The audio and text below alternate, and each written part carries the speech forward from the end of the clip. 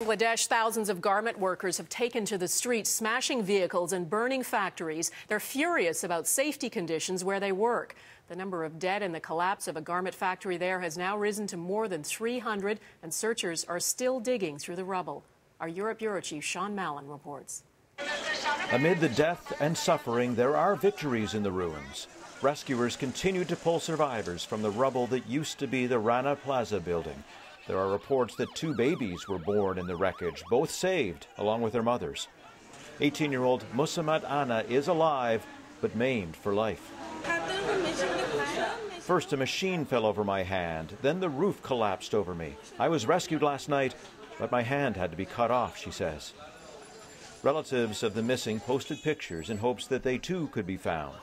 New video emerged showing police entering the building the day before the collapse and noting obvious cracks.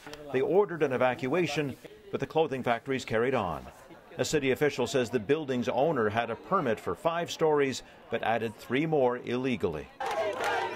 The anger of garment workers burst out onto the streets. There have been dozens of deadly fires reported this year in Bangladesh's clothing factories. Wages are among the lowest in the world, as little as $38 a month.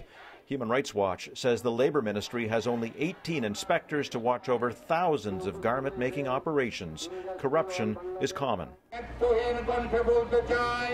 We demand that the government, the owners and the buyers who source from here should not be allowed to get away with this, says Labor leader Ramesh Roy. They must pay compensation.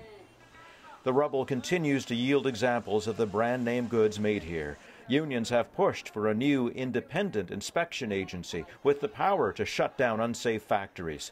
But several multinationals shot down the idea 2 years ago, saying it was too costly and could make them vulnerable to lawsuits. This terrible tragedy is an example of what the global race to bottom can lead to. The building's owner has been charged with negligence. Sean Mallon, Global News, London. Loblaws is one of the companies that had clothing made at the factory. Late today, it said it's sending senior representatives to Bangladesh to find out what caused the collapse and to help support the families of the victims.